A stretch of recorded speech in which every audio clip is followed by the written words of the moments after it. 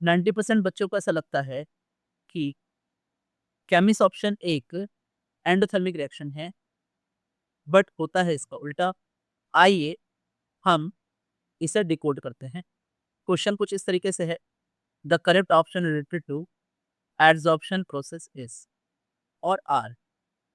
तो ये एक मल्टीपल करेक्ट क्वेश्चन हो सकता है, जहां पहला स्टेटमेंट हमसे कह रहा है Cummins option result in a unimolecular layer. अब समझिए कि ये सरफेस है और इस सरफेस के ऊपर कोई चीज आकर के ऐसे एक्युमुलेट हो गई। दिस प्रोसेस, सरफेस के ऊपर जो चीजें एक्युमुलेट हुई है इसी को हम बोलते हैं एडजॉर्प्शन। ठीक है। अब अगर इन दोनों के बीच में एक रियल केमिकल बॉन्ड बन जाए तो फिर ये कहलाएगा केमिसॉल।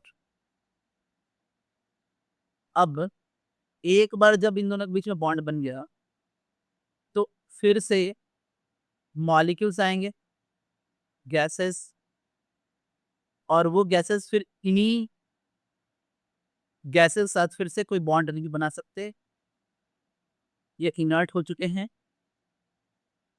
और इसलिए केमिस ऑप्शन हमेशा यूनिमॉलिक्यूलर होता है, जो कि ये ऑप्शन कह भी रहा है। इसलिए पहला वाला ऑप्शन एग्जैक्टली सही। दूसरा ऑप्शन कह रहा है enthalpy change during physics option is the range of 100 to 140 kilojoule पर मोल। अब समझिए कि जो केमिस ऑप्शन होता है वहां तो केमिकल बॉन्डिंग होती है, लेकिन फिजिक्स ऑप्शन में हम ये मानते हैं कि कोई गैस जो है ना वो लिक्विड या सॉलिड में चेंज हुआ है। अब जब ऐसा हुआ है तो ये एक सिर्फ फिजिकल स्टेट चेंज है, और फिजिकल स्टेट चेंज में इतनी ज्यादा एनर्जी का चेंज नहीं होता है जितनी ये कह रहे हैं। इसलिए बी गलत हो गया। ऑप्शन सी कह रहा है कि केमिस ऑप्शन एक एंडोथर्मिक प्रोसेस है। यही बहुत बच्चे गलती कर देते हैं। केमिस ऑप्शन एक एक्सोथर्मिक प्रोसेस है।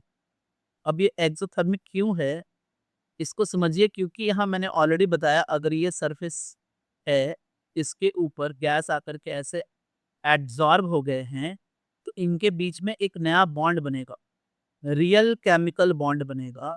और जब कहीं भी स्टूडेंट्स केमिकल बॉन्ड बनता है तो वो प्रोसेस डेल्टा एच नेगेटिव होता है, एक्सोथर्मिक होता है। ध्यान रखेंगे कि जब कभी भी बॉन्ड बनेगा प्रोसेस एक्सोथर्मिक होगी। तो ऑप्शन सी गलत है। आगे अगर हम बढ़ें ऑप्शन डी की तरफ, तो lowering the temperature favours physics option. Exactly जब हम किसी भी गैस का टेम्परेचर को कम करेंगे तो उनके बीच में जो अट्रैक्टिव फोर्स है वो बढ़ेगा एंड एडजॉर्प्शन ज्यादा होगी। या फिर हम ऐसा भी कह सकते हैं कि ईज ऑफ लिक्विफिकेशन जितना बढ़ेगा, लिक्विफिकेशन या ईज ऑफ लिक्विड फॉर्मेशन जितना बढ़ेगा, फिजिक्स ऑप्शन फिजिक्स ऑप्शन उतना ही ज्यादा होते जाएगा। तो स्टूडेंट्स हमें ये बात समझ में आई कि डी जो है वो सही है। तो हमारा फाइनल आंसर होगा A and D. So students final answer is A and D. Stay tuned.